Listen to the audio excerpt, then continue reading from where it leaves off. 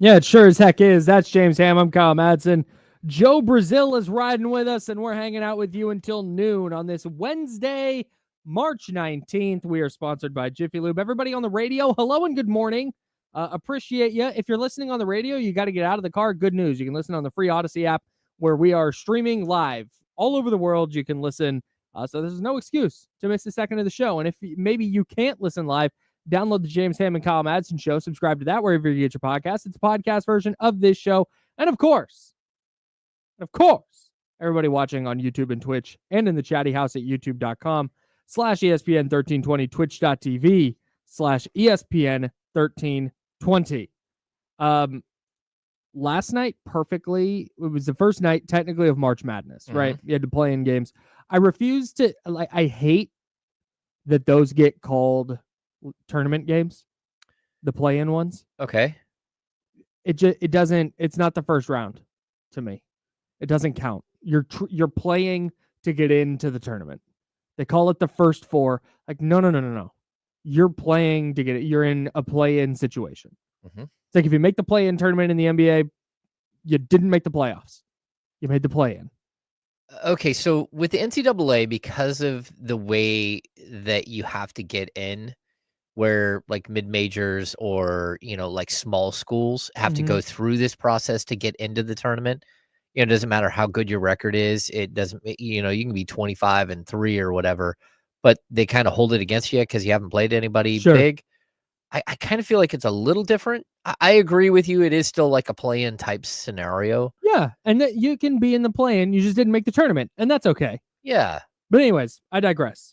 Last night perfectly captured March Madness because you had the Alabama State St. Francis game that ended on a full court baseline to the opposite key pass that somehow got deflected to an Alabama State player who laid it up with like 0.2 seconds remaining. And it was just chaos. The game was insane. They were knocking down threes and they were getting stops and then they were hitting big shots. It was amazing. It was like these two schools couldn't name a single player on either team. The Alabama State nor St. Francis were going to win. Alabama State's not going to win their 16-1 matchup. Okay. That's just I can almost guarantee it.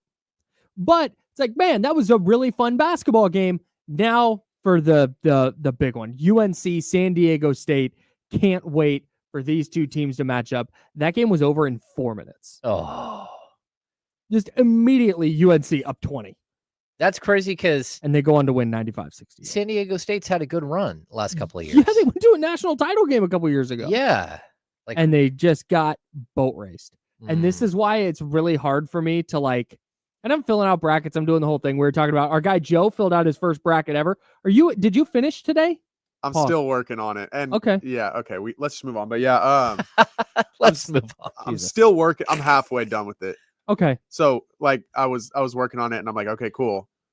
Oh, I'm only halfway done. It's a lot of games. Yeah. It's a lot of games to pick. Yeah. I think he's overthinking it. I might be. No, totally. Because here's the thing. I'm going to keep it a stack. I don't know. I got people who text me because they're like, hey, you work in sports. Who's going to win? Yeah. There are people who watch college basketball for a living who have no idea. Exactly. I'm going to go to various rankings and I'm just going to pick teams based on that. I'll go with, I got and Iowa then you randomly State, love that. That's great. That's what we're going with. And randomly pick an upset here and there. Yeah. I don't know, man. But I have a really hard time getting fully into the March Madness thing because I feel like I'm just I don't know. I'll be locked in on Thursday. Yeah. When it starts. Oh yeah. I'm going to be watching more now for sure. Yeah. I'm going to see how wrong I am. But then it's like, man, I was really looking forward to UNC San Diego State, and I watched 20 minutes of it. Yeah. Just just not great basketball. I just watched the end of that Alabama State St. Francis game. That's crazy. Ridiculous. Sick pass, right? Yeah, absolutely. Unbelievable play. Anyways, not the most important thing that happened in the basketball world last night, at least not here in Sacramento. We got an update on Domantas Sabonis' ankle. They called it a moderate ankle sprain, and he will be reevaluated in 10 days. Yeah.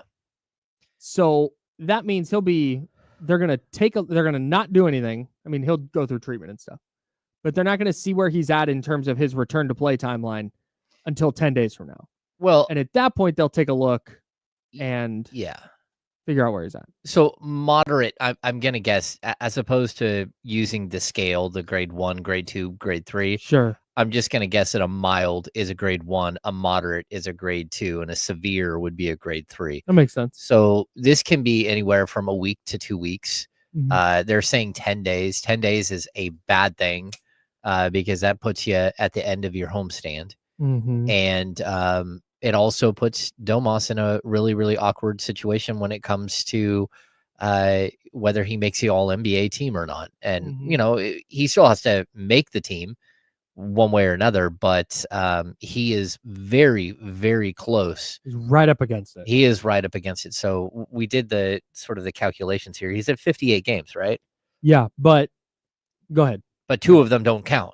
Right, because he did not play 15 minutes. Yeah. Yeah. So those 2 games don't count at all. So right now he's at 56 games, which means in order to hit the threshold of 65, he's got to play in 9 of the final 15 games. The Kings, again, they have this homestand that they're on right now. They've got 6 games left on the homestand. The 10-day mark is literally the Blazers game.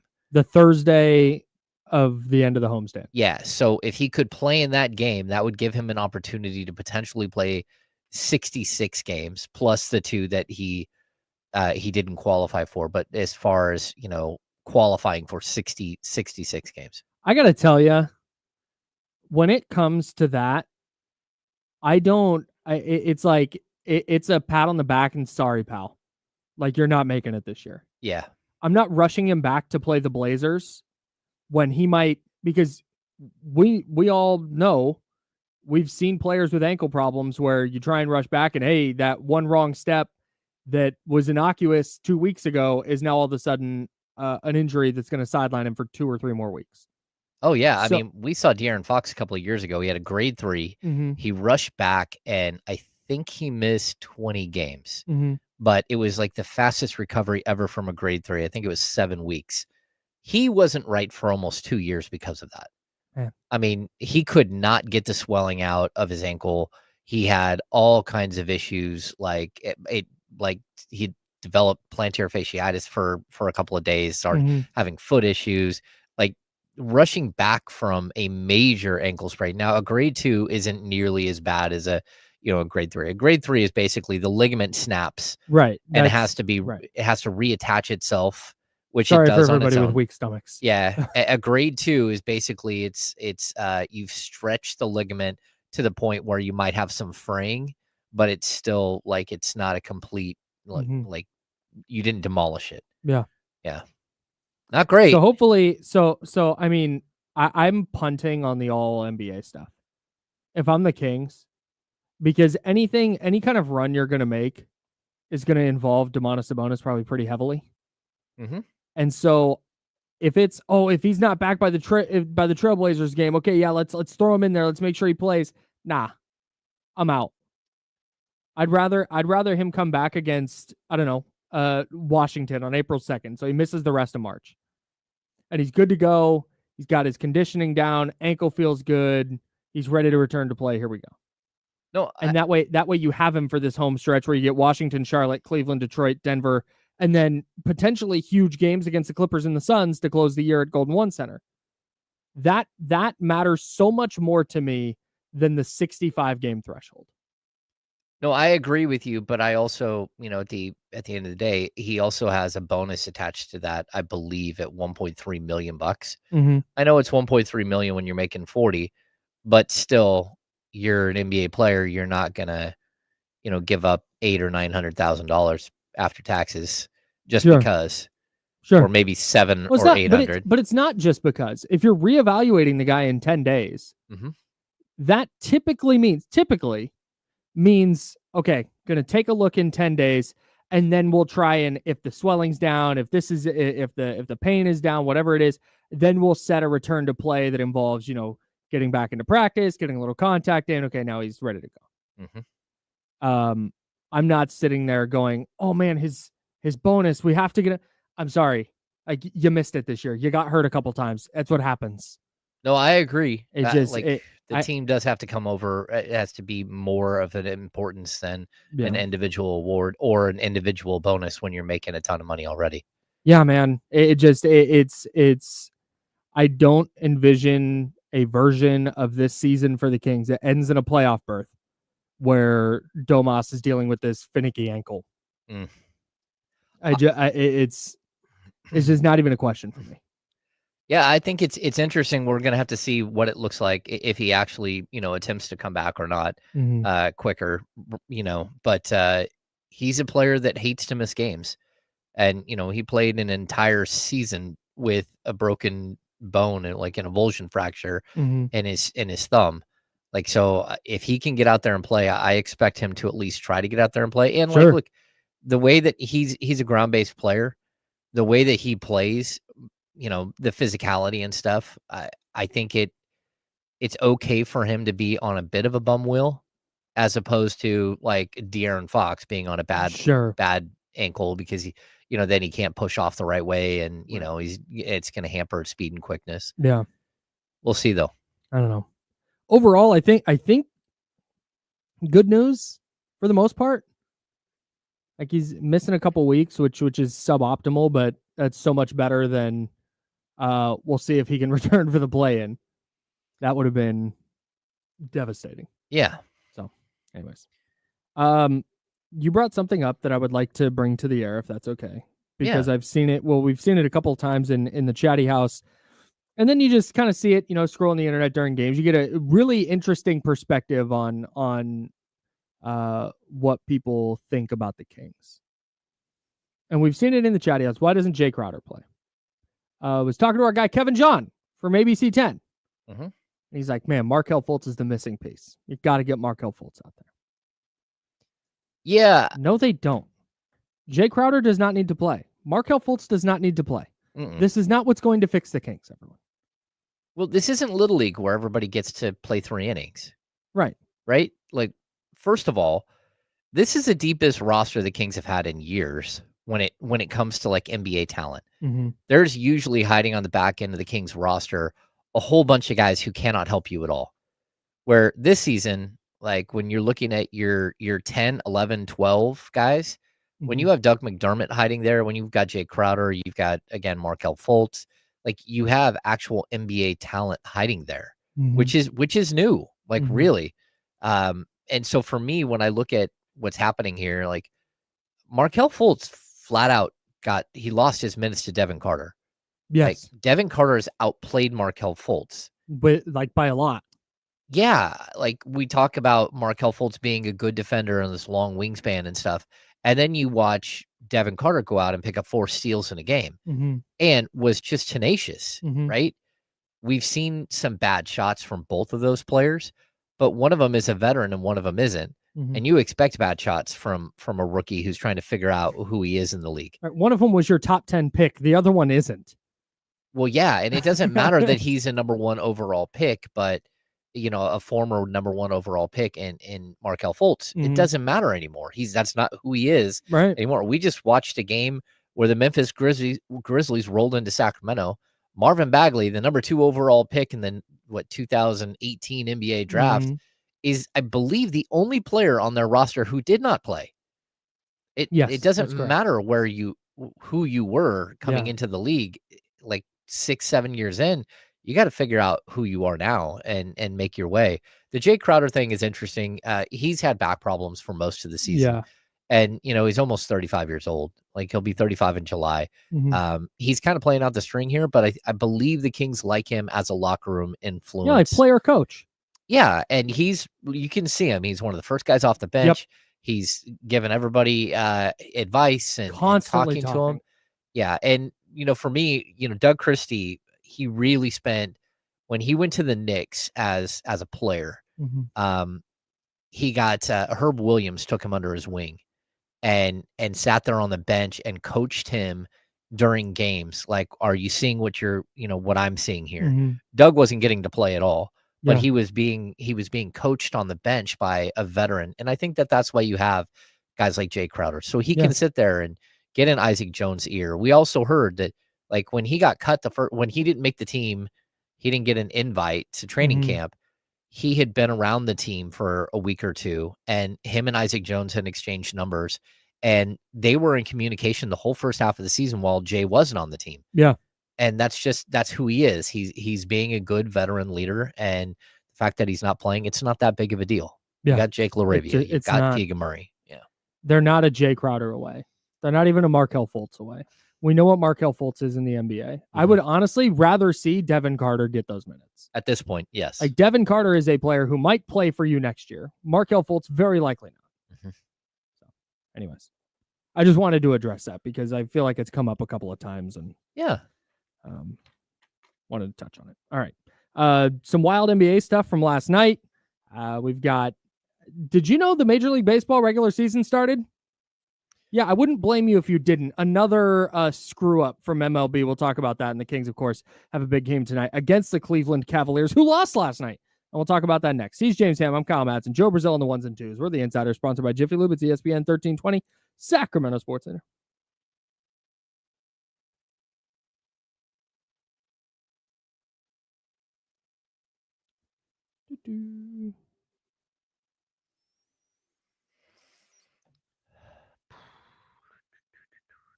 All right, my bracket's in. I went with Auburn. Hey, same. Oh, really? Oh, yeah. Okay. I might have gone with Auburn as well. Okay. Oh, shoot. Okay, I know what I'm We're talking just the about. Auburn boys? We're all going to tie and win it all. Oh, that'd be awesome. Oh, God, that'd be hilarious. That would be awesome. And we have to go to Lazy Dog together. I would love that. Share the $100 gift certificate. I would honestly, that would be great. Get some apps, That get would some be drinks. amazing. I'd have a blast. I'd We can just prefer do that anyway I'd if you prefer, want. Yeah, I'd prefer that regardless. Isn't Lazy Dog like an ice cream spot? What? No. No. Oh, That's Leatherby's. no. Mm, Well, it's okay. But no, Um, Lazy Dog's just like a restaurant it's like a restaurant bar. that you can bring your animals to. It's like Oh. Lazy Dog is like It's kind of like Yard if- House. Yeah, it's like if Yard House was raised in the Midwest. Yeah, Oh, there now- you go. Now I'm going to have to look it up. It's pretty good. I got the waiter one time. I just had turned 21, and I wanted to get a drink there. Of course. And Who doesn't? I got great salesman. I signed up for a whole like beer club thing Oh, there. that man, you got. And it was at the time when I signed up, it was actually a good deal. Like I got, Right. he's like, you get a 6-pack, Mhm. you get a tasting, I Yeah, got a whole flight. And then I tried to cancel it. And I realized I had been paying for beer club for like a year, and I Oof. only drank one time from there. So Yeah. right before I canceled it, I go, I'm going to go get my 6-pack at least. So I went in there and got one more before Smart. I canceled it. And then I said, I need you to cancel this for me because Yeah. they weren't doing it. So Dang. got Beer, learned my lesson. beer clubs or things of that nature. Never a good idea. No, I like beer a lot. Like I Same. love a beer, but I'm at a point in my life where I'm going to sit down and I'm going to have like a beer or two sometimes. Yeah, Unless it's, a baseball game or whatever. And I'll have several. absolutely. Oh yeah. We do space dust at the But- baseball game. Buddy, come on. Dude, Let's go. we're locked in today. My buddy's bachelor party, we did San Diego, we did Petco Park. Yeah. And Elysian is one of the breweries they have there. Great beer selection at Petco. Okay, cool. And we'd already been, having a day, and then just double fisting tall cans of Space space dust. dust Absolutely. was a knockout punch for your boy. Absolutely. Hey, you figure you're already spending that much money on the beer there, like you got to get the best bang for your buck, So Facts.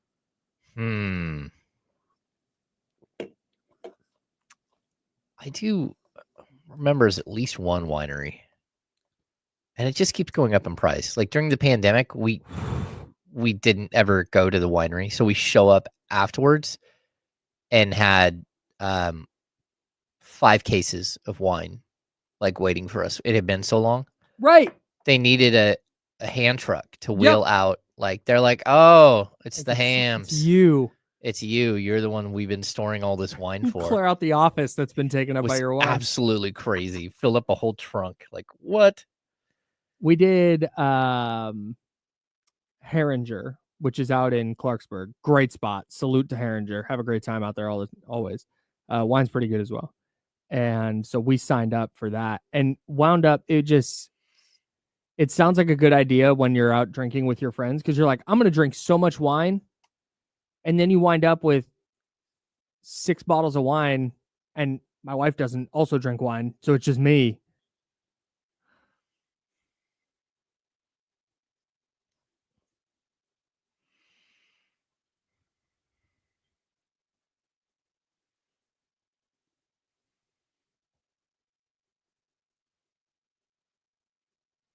Now, back to the Insiders with James Ham and Kyle Madsen, brought to you by Jiffy Lube on ESPN 1320. Yeah, I got to get out to Amador County and get to some of the wineries up there. Oh, they're great. Yeah, that's what I hear. I've been to Napa. Livermore is right over the hill for me where I live out in the East Bay. Mm-hmm. So Livermore, really underrated wine country. If you're looking for something to do, I need to get out to Amador County because I've heard nothing but great things. Oh, I've been to Clarksburg as well. Obviously, shout out to Old Sugar Mill. But I've not been to Amador County. I think you would like it. A lot of reds. But big fan. I know you, but also a lot of like a little bit sweeter reds. Okay. Yeah, I don't know. I've always had a good experience up there. Yeah, Nice. it's good stuff. We went to Santa Cruz. We went wine tasting in Santa Cruz one time. Me and the family, and we went to one. It's called Madsen Winery. Madson. Okay. Spelled the same as my last name. So had to go, right? Very drinkable, like light reds, and that's what a lot of the grapes up in that area in the Santa Cruz Mountains are going to be a lot lighter than what you find in like Napa. And so it was okay. We go next door to this other winery, and every single one of their reds was just like a dark burgundy that just punched you in the mouth. It was great. That's my kind of wine. I want to be a little uncomfortable while drinking my wine. Yeah, you like the Zins. You give me an old vine Zin. Yeah. There you go. I got to get up to Amador County. Maybe we'll do that soon. Last night in the NBA, no Kings, but they did lose ground on the Clippers and the Warriors. The Clippers, they might be about that life, man. They beat the Cavs 132-119. And I have no idea what their ceiling is. They're probably a first-round exit. I would want no smoke with them if I was a 1 or 2 seed or 3 seed. It's funny because that's the one competitive game the Kings played over that stretch. You know, they lost in overtime. They probably should have won that game. Mm-hmm. But it's one of those things where I think we've all learned never trust the Clippers late in the season. Like the Clippers have a knack for looking great and having a ton of talent, and then they get to a certain point and they just fall apart. So I would typically agree with you because that's what we saw last year, right? Like last year they were, let me find that because there was a point in the year where it's like, oh my God, the Clippers, they were 34-15. And from there went 17-16 the rest of the way. And that's exactly what you're talking about. They were 34-15. They were super mid to close the year, and then they lose in the first round in 6. But this year feels different because there hasn't been, for me anyway, they've not really been healthy all year. They just got Kawhi Leonard back. How many games has Kawhi played? Not enough to qualify. No, not even close. Kawhi Leonard has played 26 games. But he was out. He came back. It's not like he's came back and then missed a bunch of time and then came back and missed a bunch of time. Like he's just kind of back and he's easing his way in. And this year they were sitting at 32-29 and now they've won 7 out of 8. It feels more like they're playing their best basketball at the right time. That's and their parts are coming together at the right time. Yeah. More than, wow, look how good they are. Wait until this falls off the rails because everybody's going to get hurt. Like they dealt with that already. It's why they're an 8 seed and not battling for like a 2. Mm-hmm. Is they've just not been healthy. But man, James Harden's having a really effective year. I love what they've done with Derek Jones and Amir Coffey. They found a nice role for Chris Dunn. Ivica Zubats is just a freaking monster now. Mm-hmm. They just have a really, really high quality group of players. And then you see them play the Cavs and kind of, I don't want to say dominate, but really controlled most of that game. Really impressive stuff from the Clips, man. I think they might be for real. Okay. I need to see it in the playoffs. Again, I do like Zubats. I think Zubats is like very talented. He's getting better and better. Yeah. And that's absolutely spectacular to see, a guy who's figuring it out in the league, and just a massive human being. Like that's a big dude. He's listed at 7 foot 240. He plays bigger than that somehow. Oh, I think he's much bigger than that. Like I don't believe he's hoss. 240. I like their addition of Bogdan at the deadline, and I think he can really pay dividends down the road. The Derek Jones Jr. pickup. He, for a guy who averages 10.5 points per game, every single time he plays at Kings, it feels like he's a 15 point per game guy. He is like, who's a, well, I have a name that comes to mind, but I'm not going to say it because of the market I'm in. Derek Jones Jr. is one of those guys, when you look at you watch him play, the eye test doesn't match the numbers. Yeah. Every time you talk about playing the Kings, but even like he's averaging 10.5 points and 3.5 boards this year. And he shoots 36.3% from three. I swear to God, I've never seen him miss a three. Yeah, every single time he plays the Kings, it's just money. It's just, yeah, and he's going to score 15 points. He's going to have a couple steals. They leave him open in the corner. Yep. Yeah. He's just a baller, man. Shout out to him for carving out a role. Yeah, that, and they gave Terrence Mann a bunch of money, and then all of a sudden it looked like that money was going down a well. I mean, he was averaging 6 points per game for them, and just not really. I mean, he's very good defensively, but it was a lot of money for just 6 points a game. And it's what you're always worried about when you look at, like, hey, how much are you going to have to pay Keon Ellis? And like you love Keon Ellis when he's making $2.2 million per year. You might even love him at $9 or $10 million, but if all of a sudden, like the contract that the man is about to start, he's at 15.5 next year, 15.5 and 16. And you're talking about a 28-year-old who is looking more and more like his career trajectory is Robert Covington, where he starts to fall off pretty quick. That's not great. But they were able to move off of that contract and go get Bogdan, and again, a matching salary roughly for Bogdan, but fewer years, and just a really heady player. So that's another reason I really like the Clippers this year, is because when you look at their lineup, it's a lot of James Harden for sure. But Kawhi Leonard, he's played 26 games. He scored 33 points last night on 12 of 19 from the field and 5 of 6 from three. Just very Kawhi-ish. 7 boards, 4 assists, 4 steals, only a couple turnovers. A really solid player still. Not peak what he was. Ivica Zubats, obviously doing his thing. We talked about that. Norman Powell was damn near an all-star this year. His role has been diminished some by Kawhi's return. But then you get Chris Dunn. But then you get Bogdan Bogdanovic. Can handle the ball and do stuff. And just make the right plays. Nicholas Batum, he's playing 15 minutes-ish a night. Just going to have the ball in his hands, make the right play. Even Ben Simmons. Yeah. Ben Simmons is not a guy who's going to go score the basketball, but like, man, if Ben Simmons in a playoff game has to run point for you, like, you know what? You feel okay about it. Or if you run into a buzzsaw of a player, whether it's Shea or whether, it just depends on who you're going to have to match up against. I would love to have like the luxury of having a 6'10" rangy defender that can defend 3 positions. He might not be, it might be a player that sits out way too much, which he is. He has, whatever issues off the court and all that stuff. But when it really comes to just defending, he's still a great defender. And I would love to have that luxury hiding on your bench. Yeah, 1000%, man. And that's why I'm just buying them a little bit more than I have in years past.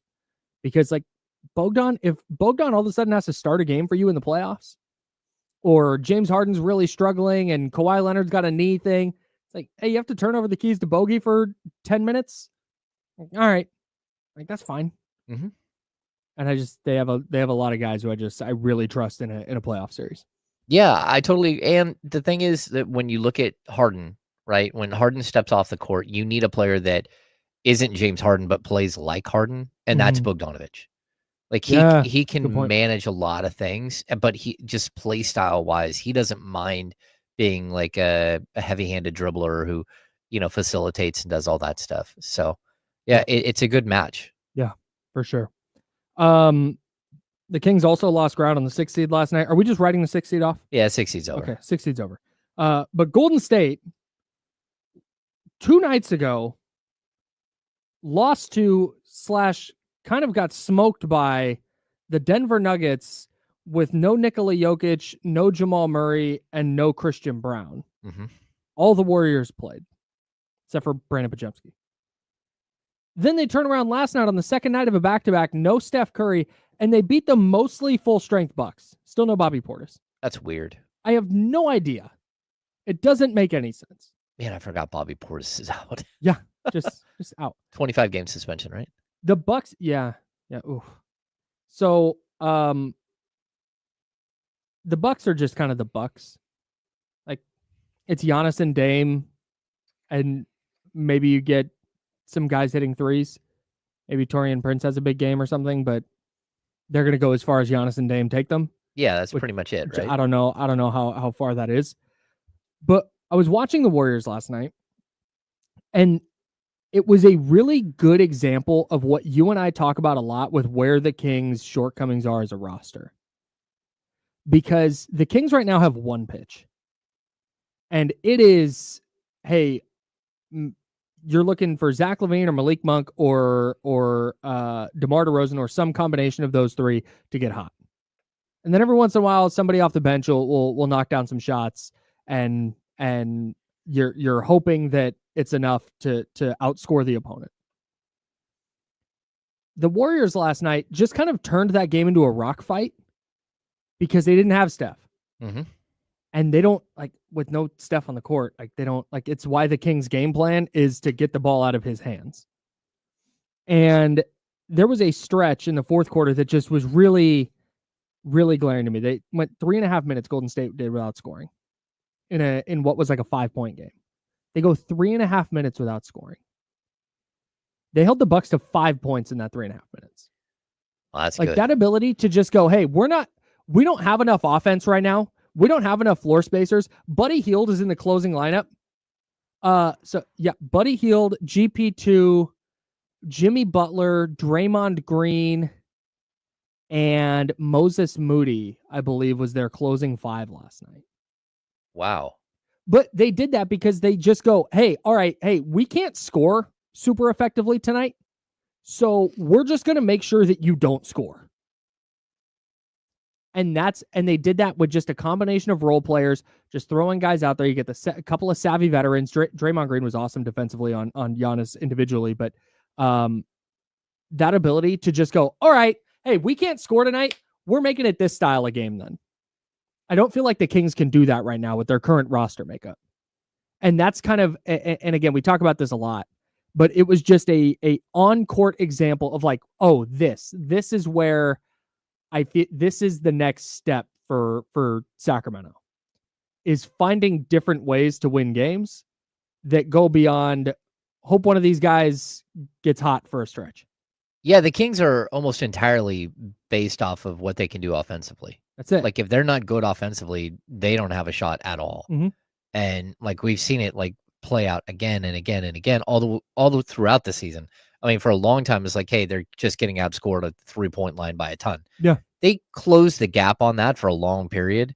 It's opened back up here over the last like 2 weeks, right? Yeah, that 3-game stretch where they were minus 108 at the 3-point line was tough. We figured it was like 36 points per game difference. Yeah, just like absolutely horrific, right? Yeah. Well, they've figured out some of that stuff.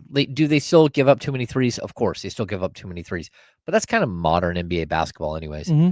I don't think that they can ever be built like what we're seeing with the Warriors. And for that matter, this is not to disparage Mike Brown or Doug Christie, but I think Steve Kerr has done just an absolutely tremendous job. It's been really good this year. Like I told you early in the season, it was all smoke and mirrors. Mm-hmm. Well, then he goes out and gets like a massive, major franchise-changing piece in Jimmy Butler. Mm-hmm. And they just instantly click and are way better. Mm-hmm. And that's just not the way it works most of the time. Not supposed to. Yeah, it doesn't matter how much, I don't know what the Lakers record is after the Luka Doncic trade. But I don't think it's nowhere near what we're seeing from the Warriors, And Yeah. again, you can say, well, LeBron's hurt and stuff like that, but like what that's done for their team to open it back up and to all of a sudden run away with the 6th seed out of nowhere. Like really, really impressive coaching job by Steve Kerr all season. Yeah. And again, like smoke and mirrors. I called their team smoke and mirrors early in the season.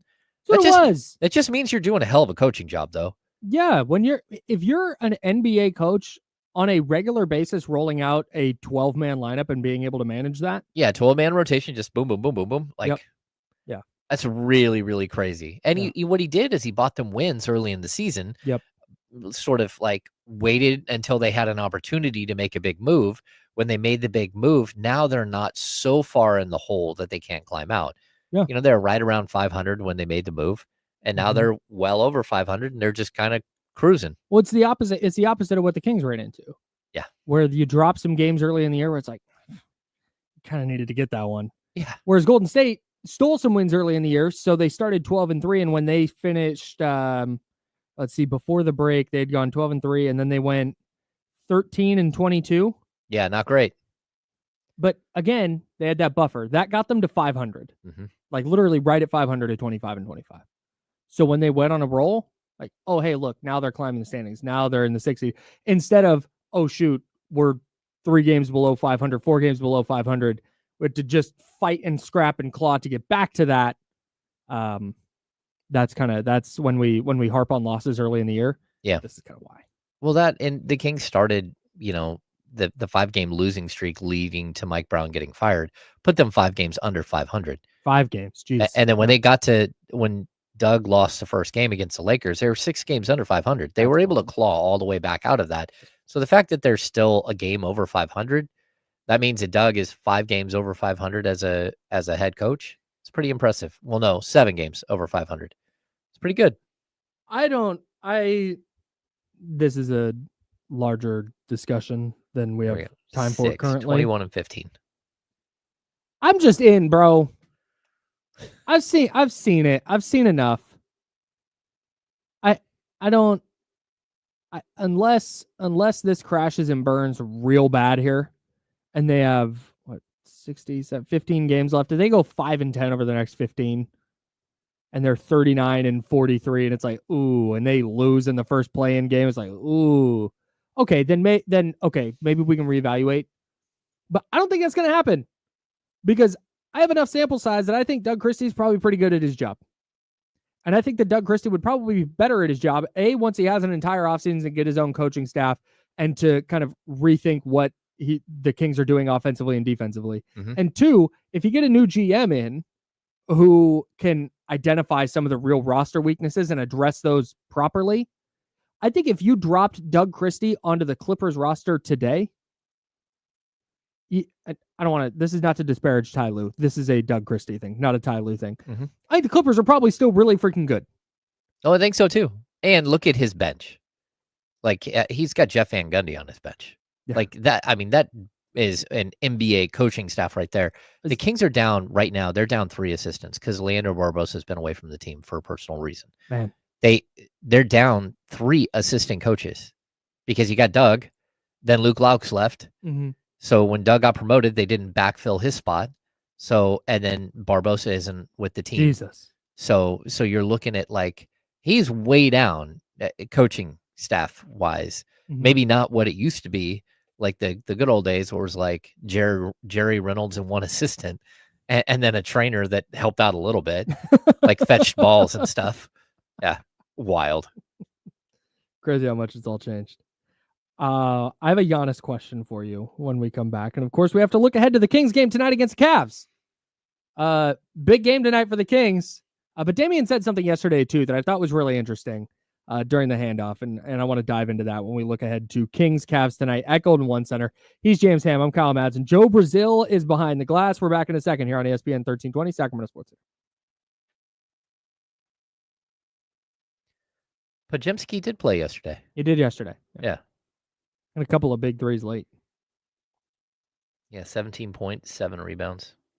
Only 1 assist, but Jimmy Butler had all the assists. I think Pods can play. I think just don't know I what. think he's all right. He's one of those guys that just does the right. He is in the vein of player to me, the same vein of player as Jake LaRavia, but LaRavia has some athleticism and size that Pods doesn't. Yeah. But same vein of like, if he knocks down some threes, great. But for the most part, you're just hoping he's in the right spot. Yeah. Trying to make winning plays.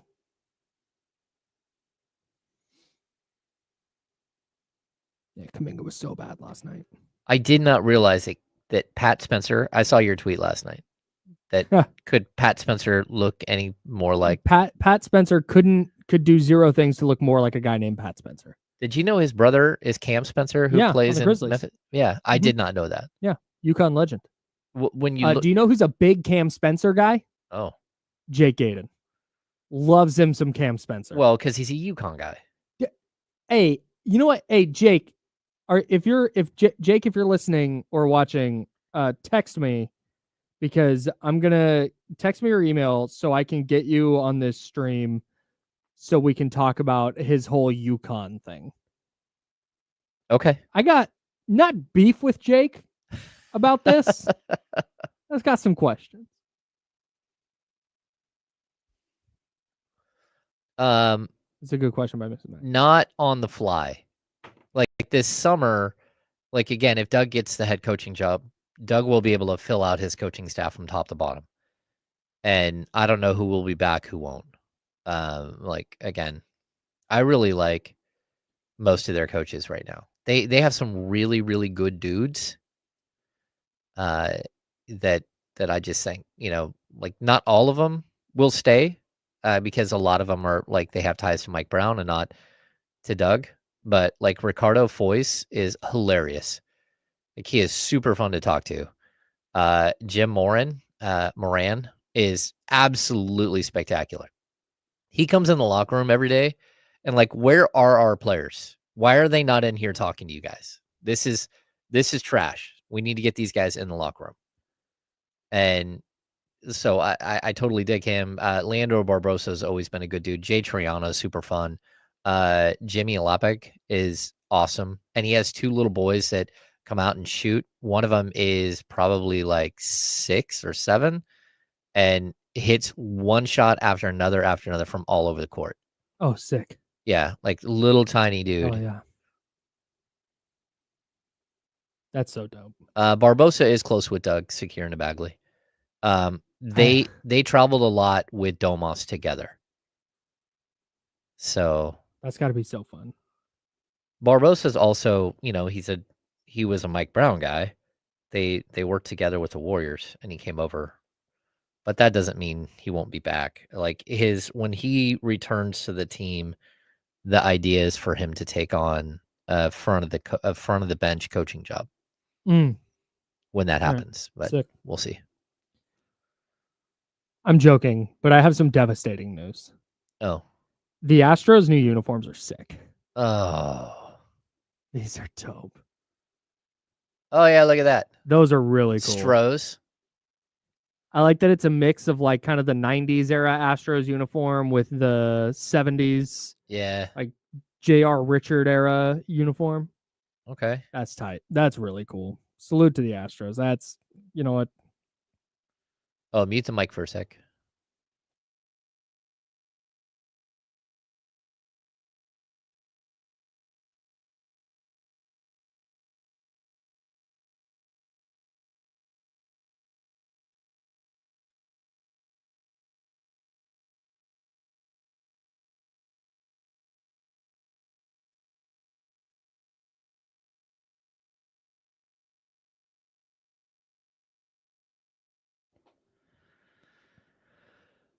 Hello.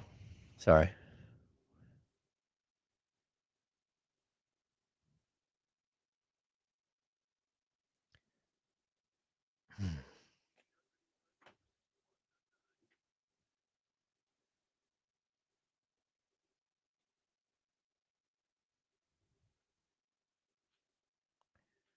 Now, back to the Insiders with James Ham and Kyle Madsen, brought to you by Jiffy Lube on ESPN 1320. Hope everyone's having a good time filling out their brackets. Mm-hmm. Every year I go, hey, I'm going to have a strategy this year. I'm going to figure, no.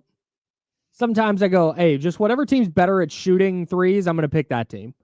And every once in a while I'll be like, whoever's better at defense. And if you're better at both of those things, then, hey, you're going to make a run for me. But then sometimes I'm like, I'm going to do the Ken Palm rankings, and then I'm going to do ESPN basketball power index. None of it matters. None of it ever matters. Nope. Eat Arby's. I don't know. Kings Cavs tonight. Is it better for the Kings that the Cavs lost last night? They've now lost 2 in a row. Do you subscribe to the idea that, oh, hey, maybe they're scuffling a little bit, or they're going to be pissed and they're going to try and bounce back against the Kings on the second night of a back-to-back? Well, I mean, like, look, if it was one loss and it was a bad loss, then I would say I don't like losing a bad loss, having that sort of moment. The way the Cavs have rolled through their season, I mean, they're 56-12. I mean, again, the Kings are 1 game over 500. The Cavs are 44 games over 500. That's absurd. This team is so good, but when you've had a season like this and you lose a game and then you lose another game, sometimes it can snowball and become like a 3, 4, 5 game losing streak just to get you recentered. The other thing is they're in coast mode. At least they should be. Mm-hmm. And they're a young team who hasn't been here before, right? So there's a possibility that they're going to let go of the rope just a little bit here, and then get ready in the last couple of games of the season to kind of get ramped back up. But, 2 games ago, the Cavs had won 16 in a row. Like, so again, it's one of those things. When you win 16 in a row, sometimes you sputter a little bit after that first loss. And, they lost to the Magic. They lost to the Clippers, but they're on a 5-game, West Coast swing. Mm-hmm. Once they get past the Kings, they've got the Suns, the Jazz, and the Blazers. Like, this team is going to win 65 games without even trying, because it's Spurs, Pistons, Clippers. They still have another game against the Kings and the Spurs. They've got another game against the Bulls. Like, this is a team that has the potential to win high 60s, which is absurd. 56 wins by itself for the Cavs. Oh yeah, would be the 3rd highest total in Kings history. Just if the Cavs didn't win another game, and that's not to disparage anyone. 56 by itself is like, man, a hell of a year. Mm-hmm. And they're at 56 with 15 games left, or whatever it is. 14 games left. Man. Well, that, and we joke they could still win 70. I mean, this team just won 16 in a row. There's nothing that says they can't win 14 in a row. They have multiple 15-game win streaks this year. It's wild. It's insane. Don't they have 2 15s and a 12? And a 12. Yeah. Outrageous. They are so incredibly good. And you think that they're a tough matchup for the Kings. For whatever reason, they haven't really beat up on the Kings the last couple of years. Yeah, no. And maybe this year is different because they're playing, but I watched, if you watched Clippers and Cavs last night, and you watch Ivica Zubac just kind of be too big, which is weird because it's Evan Mobley and Jared Allen as their 4-5, just an insane defensive front court. Yeah. Just outrageous. And it just didn't matter. He's just too big. Yeah. And so you watch that and you go, okay, well, no Domas, but Valanciunas can kind of be a close enough facsimile to that. Where okay, maybe you can just kind of bully them, and maybe that works. Maybe that's just why the Kings are the tough matchup for the Cavs. Yeah. I have no idea. I'm really interested to see this year because the Cavs are just such a different team than they've been at any point in the last 2 years. And go ahead, sorry. It's crazy. The Kings ran them. Oh no. The Kings were run over by the Cavs last year. In the second game, 136-110. They beat them here though, at Golden One, right? Yeah, the first game was a 132-120 win by the Kings. Yeah. And again, it was early in the season, so Mhm. the Cavs really weren't who they were going to be. And the Kings had 4 guys score 20 points or more. So we'll have to wait and see what the Kings look like tonight. Yeah. And especially playing without Domas again. The Cavs are a really interesting case study in like basketball discourse, because I think part of the reason when everybody tries to solve the NBA's quote unquote problems, right? I think part of it is ring culture, where nothing matters except for who wins the championship. And even then, if you didn't win the championship the way everybody thinks you should have won the championship, then does it really count? The Celtics were the best team in basketball all year last year. They won by what, 12 games? By so many games. Yeah, that's what they were up on the Bucks by. And then they cruised through the postseason, and it was not, wow, look how dominant the Celtics are. It was like, but everybody was hurt. Yeah. Instead of just celebrating. And I think the Cavs are running into the same thing. The Cavs are having this awesome year where, like you just laid out, there's a very real chance that they win in the mid to high 60s, which does not happen super often. Nope. It is really hard to win 64 plus games, 60 plus, really. And the discourse with the Cavs is, yeah, nice year, but I mean, so what? They're not going to beat Boston. Well, that's what everyone thinks right now. They could beat Boston. I definitely think they could. Yeah. But that's just, the Cavs are doing this thing that's really hard to do. They're having this amazing year. And every basketball podcast I listen to, everything I read on the internet is like, this is cute and all, but so what? It's not going to matter. All right, then what are we doing here? Then what's the point? What's the point of the 82-game regular season if nothing you do is going to matter? Golden State went 73-9 in the 2015-16 season, and they're frauds because they didn't win a Game 7 in the last game of the year. They lost the championship. They lost the championship, so 73-9 doesn't count. Like, man, like that's fine. Like that's what the culture of the sport is. But it's like, that's the problem. Is the Cavs are rolling in here at 56-12. They have played 68 games and won 56 of them. That's so wild. And we're going, like, can they do it in the playoffs? Well, here's crazy. They lead the league in Man. 3-point percentage at 38.7. Good Lord. They lead the league in 2-point percentage at 58.1. Here's an anomaly, though, Kyle. Okay. They're number 2 in overall field goal percentage, despite leading the league in both 3-point percentage and 2-point percentage, because I'm guessing that they've shot so many threes that it's impacted their overall field goal percentage to drop it down below. But yeah, I mean, this team scores 122.5 points per game. Yeah. That doesn't make any sense to me. This math is hurting my brain. So hang on, stop. Forget the basketball analysis for a second. I want to talk math. How are you the best 3-point shooting team? There's nobody who shoots threes better than you. Yep. There's nobody that makes 2-pointers at a higher rate than you do. That means the two types of shots you can take, 2-pointers and 3-pointers. Yep. Nobody shoots either of those things better than you do. Okay. But there's a team in the association with a better field goal percentage than you? Well, I'm going to guess that the team is a high 2-point field goal percentage team who takes way more 2-point field goal percentage, 2-point shots than threes. So the 2-point, again, they're shooting 58.1 from 2, and they're shooting 38.7 from 3. So that 38.7 drags down your overall. The more threes you shoot, the more your overall percentage goes down. It's the Nuggets at 50.6%. They make 38.2% of their threes, but it's 32 attempts a game versus 41 for the Cavs. Okay, so wait, what are they shooting? The Nuggets are 50.6% from the field. So it's not even close. 57.4% from 2, but they shoot 58 twos a game compared to 49 for the Cavs. That's the difference right there. I see. Yeah, because the Cavs are shooting just 49.2. I mean, just 49.2. 49.2%, but they're like a full percentage point plus behind the Nuggets.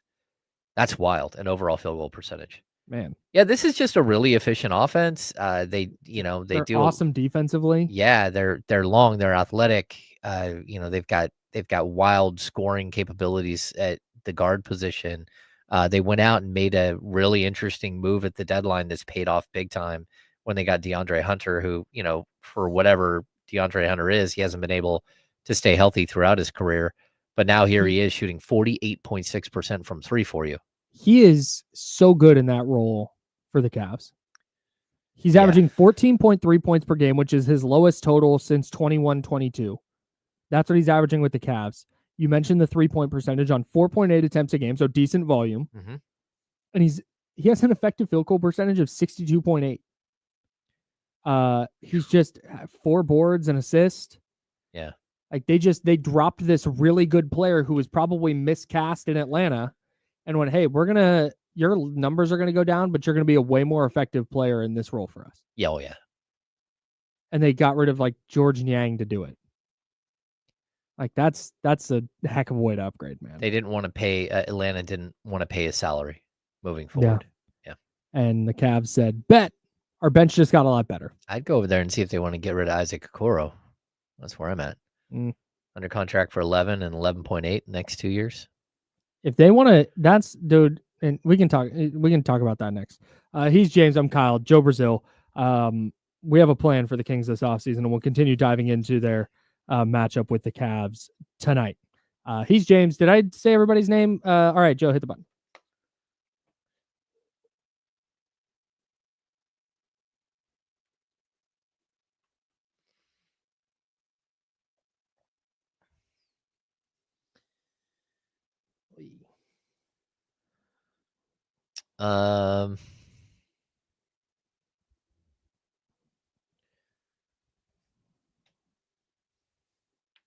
Ouch. Oh, this is never a good thing when Drew down. What did Drew Down do? When anytime Drew down says James is spot on, that means I must have been way off base with something. Uh-oh.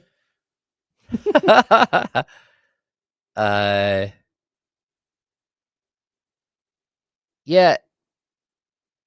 Let's see.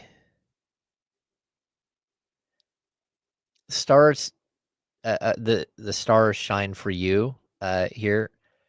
It's weird reading comments by Kings fans about imbalanced roster like it's easy to build in Sacramento.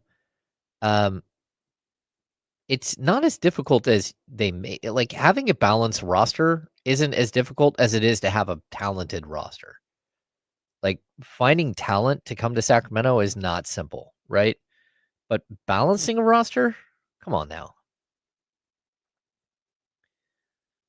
You should be able to balance a roster. You should be able to look like the one season they walked into training camp with 5 centers that were all under contract, that were all going to make the team. Like that doesn't make any sense. Then you go into another season like this year where you had one guy who was basically 6'8" that could play the 3 and the 4. It's just, yeah, it's a problem. Bronson, that's a good question. Does Mike Brown have a shot at landing a head coaching gig this offseason? I think so.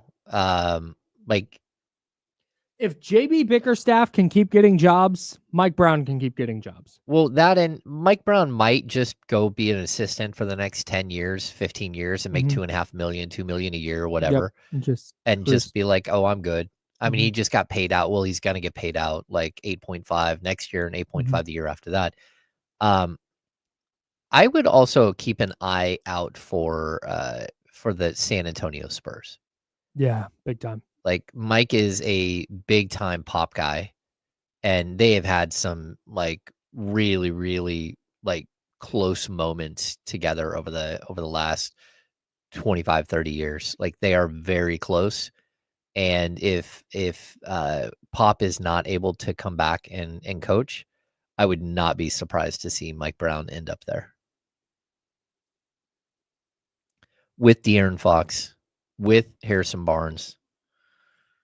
Although, what's Harrison Barnes' contract? Is he out of? I think his contract is up. Be interesting to see how much Harrison Barnes made over $200 million.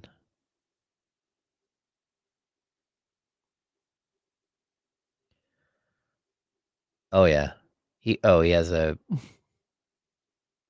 he makes $19 million next year. Yeah, he'll be at 220 after next season. Whew. Who's that? Harrison. $220 million in Harrison Barnes's hands. I bet you he has more money than that. Oh, you know my guy's been Yeah. investing.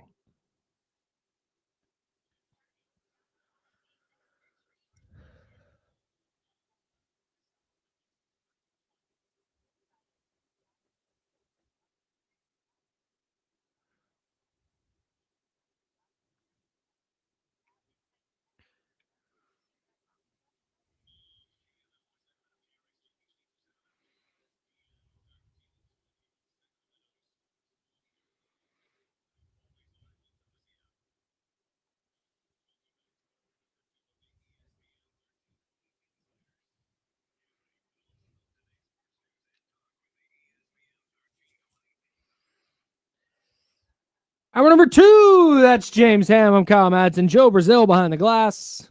We're hanging out with you till noon, then we'll hand it off to D-Lo and KC. Appreciate everybody listening on ESPN 1320 AM. Maybe you're on the free Odyssey app. Maybe you're on YouTube and Twitch at youtube.com/ESPN 1320, twitch.tv/ESPN 1320. If you are right now, please hit the little thumbs up button on YouTube. We would appreciate the heck out of that. And if you don't subscribe to the channel, what are you waiting for? Go ahead and do that right now. You don't have to pay anything. You just subscribe, and then when we go live, it'll put it at the top of your YouTube page. Just makes it easier for you. I sent you an alert. Help us help you. That's right. And hit the little notification bell. You get told when we go live. It's great. It's the best. You brought up asking the Cavs about Isaac Okoro. And to me, that's what this offseason needs to be about for the Kings. Memphis just gave away Jake LaRavia. For the I mean, for in basketball terms. Basketball terms. Yeah, thanks. Just give him away. I would be calling every team. This is what Howie Roseman with the Eagles does. Howie Roseman, from what I've understood, he just calls teams about their good players. Like he might call the 49ers and be like, hey, will you take a second round pick for Fred Warner? And they go, well, no. And he goes, okay. Thanks. But sometimes you just run into one where you go, hey, is such and such available? And they go, yeah. And you go, oh, how about this? And they go, okay. And it's just like, so if it's Isaac Okoro, or if it's, and it wouldn't shock me if Cleveland is like, no, we're keeping this band together because we were going to win 60 plus games and we don't want to, that's fine. But if Isaac Okoro is available for like a couple of second round picks or something, yeah, sure. Like, why not? I would just go call every team, find their glue guys, find their switchable defenders, find their energy guys who maybe only played 12 or 15 minutes a night, and just go start loading up in that area, building around Zach LaVine, building around Domantas Sabonis, and we'll get to the offseason convo later. But you just mentioned Isaac Okoro. It's like, yeah, dude, if they want to ostensibly give him away, go make the call. Oh yeah, and they probably don't. But doesn't hurt to make the call. Doesn't hurt to ask. They might though, because they're in town. They're going to be up against a salary cap situation moving forward. You know, you've got the huge contract for Donovan, but you're going to have to pay Mobley. Didn't Darius Garland just get paid too? Yeah. And again, the money that you took on when you traded for DeAndre Hunter, he makes 23.3 and 24.9. That might mean that you need to clear out a little bit of money. Like Darius Garland goes up to 39.4 million next year. Yeah. Donovan Mitchell's making 49. You got Jared Allen on this stupid low budget contract. Yeah. I mean, makes 20 million next year, and then it jumps to 28, 30, 32. But the big one is Evan Mobley's contract jumps from 11 million this year to 38.7 next year. And then 41.7, and then 44.5. So like next season, they're at 210 million right now. So yeah, chances are they would take pennies on the dollar for Isaac Okoro, who's making 11 million, because that 11 million, you shave that 11 million, all of a sudden they're at 199. That's going to put you close to the luxury, to the second apron. But you might be able to like trim and get under that second apron pretty quickly if you make moves like that. This is going to be our new fun game to play whenever a team when with the team the Kings are playing. Mhm. We're just going to go through their roster and see what players they might just give away.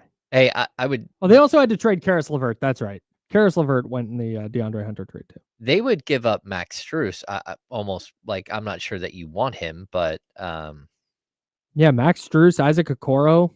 Those are contracts that teams that are that have that kind of top heavy salary, they just can't afford anymore. So yeah, Max Strus, 29 years old, shoot the 3 ball. You see Okoro's up to 37.2% from 3 this year?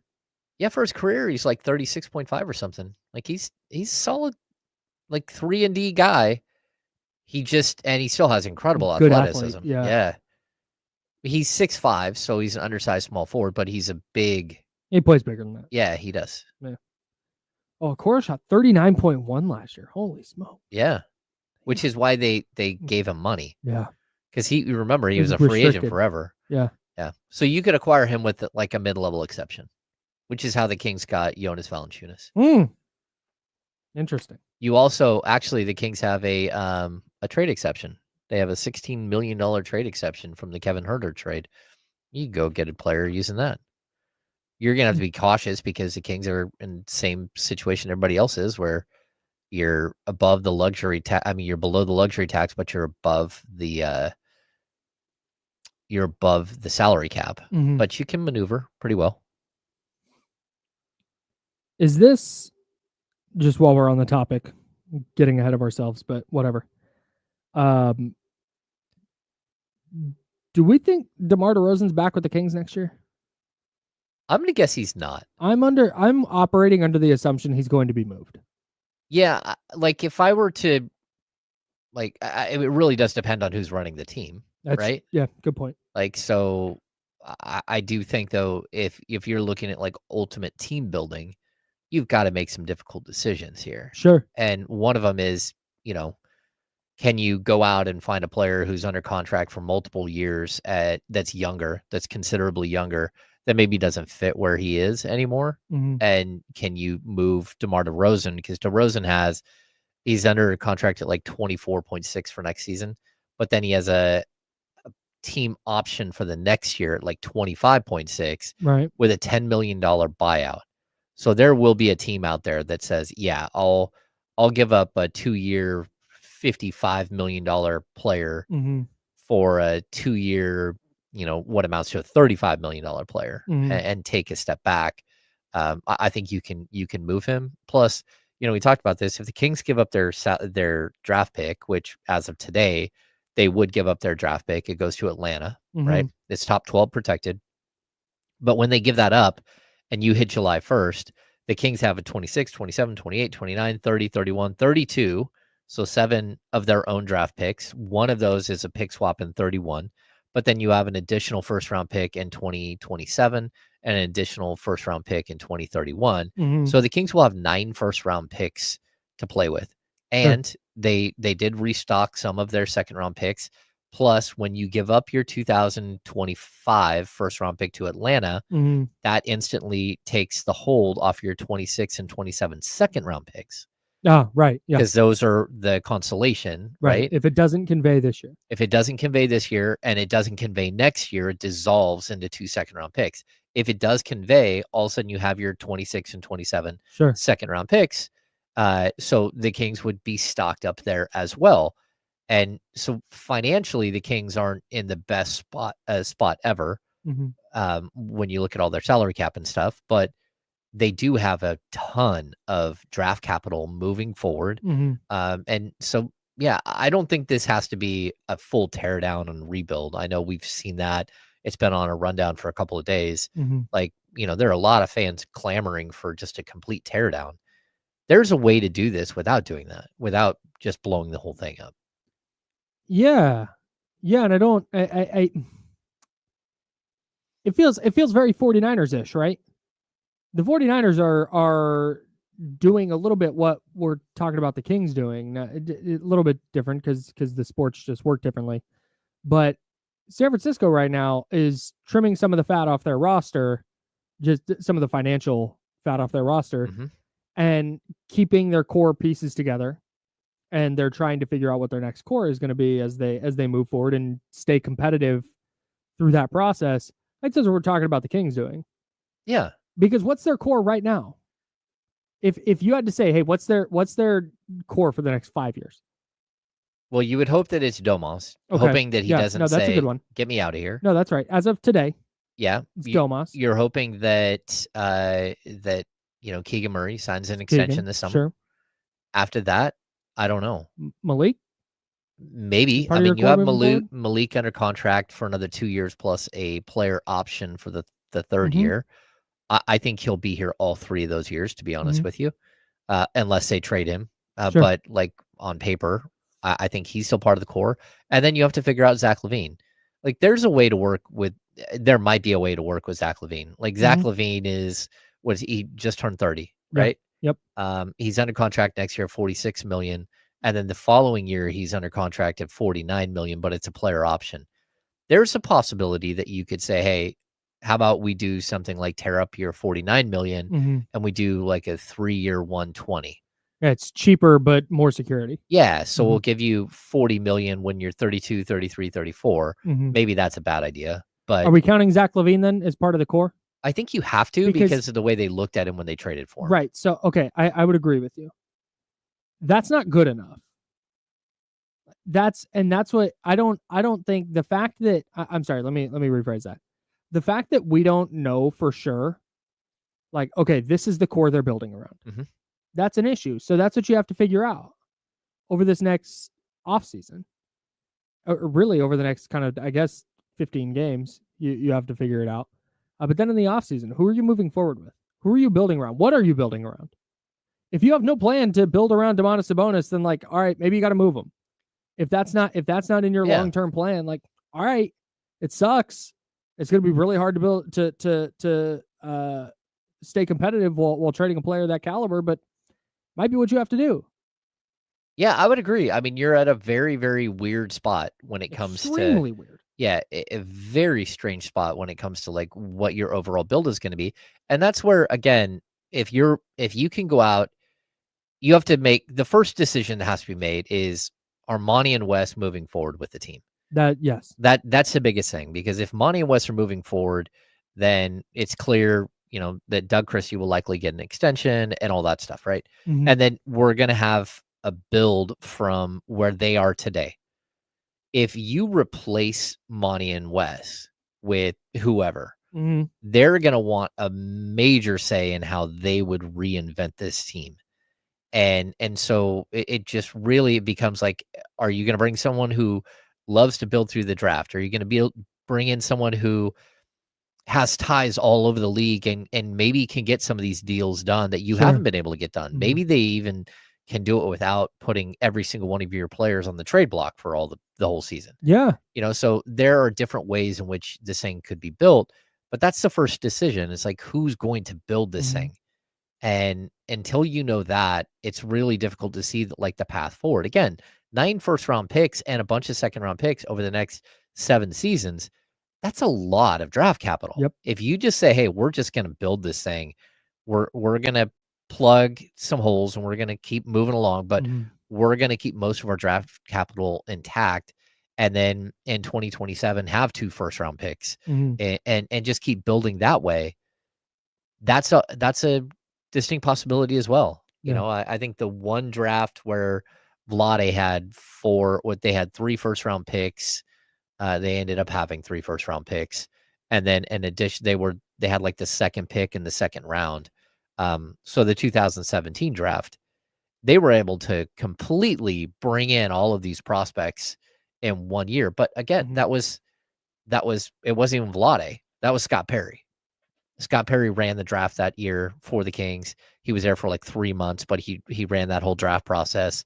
Of course, De'Aaron was Vlade's pick. He loved De'Aaron, but the rest of that draft was, it was someone else that helped develop that team. So I would like to see what they do this offseason. And again, it starts day 1 of the offseason. Who is going to run this team? And if it's going to be these guys that have been running, we're, again, just went through a very traumatic season. Sure. But But if it's Monty and Wes that are sticking around, then it's totally different than if they're changing the front office and starting over again. Sure. Because then, the pathway forward is going to be that person's pathway. Man. A lot of that, and I guess that's where, like, when we were talking with Damien during the handoff yesterday, and we talked about how it's just evaluating game to game for the Kings, not getting too high or too low based on one performance, because they've been pretty inconsistent in this.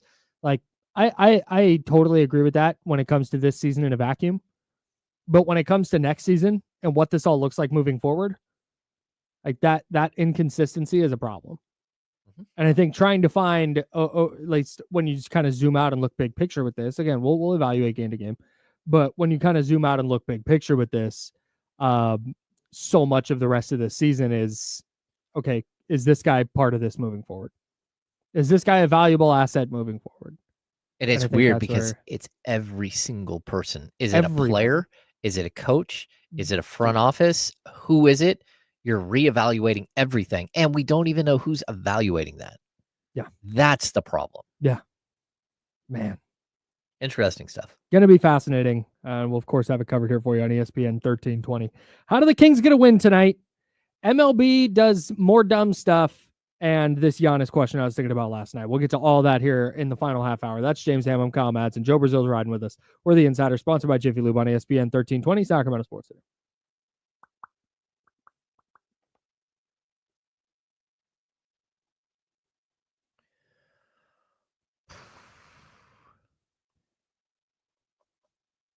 Man, 40 times are so dumb.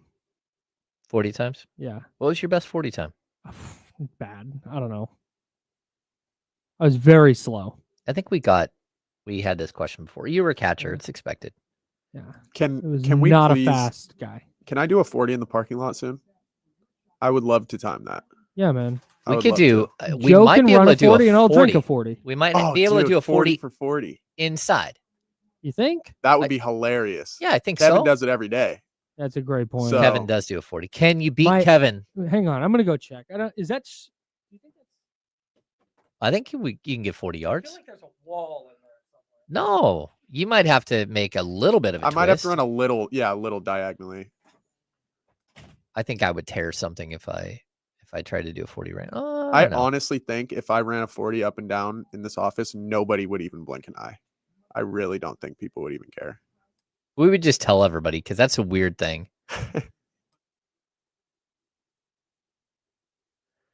I don't know. We're talking about you guys, the Jake LaRavia thing. The only thing the Kings can do is offer him $5.1 million. They can give him a 2-year deal. I think it has to be a 2-year deal, but the second can be a player option. We'd have to move some plants, but it can definitely be done. It can be done. Okay. Taking all bets. I'm in. I was fast when I was young. Like I was. Like, yeah. Yeah. I like to think I'm quick-ish. Yeah. I'm known as one of the faster guys when I played softball. So even I don't know. Back problems in high school, my best was a 4.7. I ran a 4.7, but again, I had just grown. Like like I might have been able to get a little bit faster than that, but yeah. Everyone keeps saying like Jake LaRavia is gone, and Jake LaRavia, like, he's been super fun for the Kings, but I just want to point out that, like, with the Kings, Jake LaRavia in 18 games is averaging 5.4 points per game in 18.6 minutes, and he's shooting 36.6. He's providing almost a steal per game, 2.8 rebounds. Those aren't numbers that just go, oh my gosh, he's getting $7 million. The one thing that I would say, okay, there's two things. First of all, Jake LaRavia's experience in Sacramento. He's having a great time because he did not have a great experience in Memphis. The downfall for him, though, is that he just came from a state that doesn't have state income tax in Memphis, and so he has California taxes getting pulled out now, and he's a California kid, like he was born in California. So, anyway, I think the Kings have a fighting chance. I don't think that there's going to be a team that comes in at, even if a team comes in like 6 million. What's the difference between 5.1 million and 6 million when you know in Sacramento you have a defined role and you're going to get playing time and the fans love you? That's not enough to say I'm leaving. And if he opts out of the second year of his contract, the Kings would then have Larry Bird rights for him. So realistically, we're looking at 1 year of a contract here in Sacramento. So I don't know.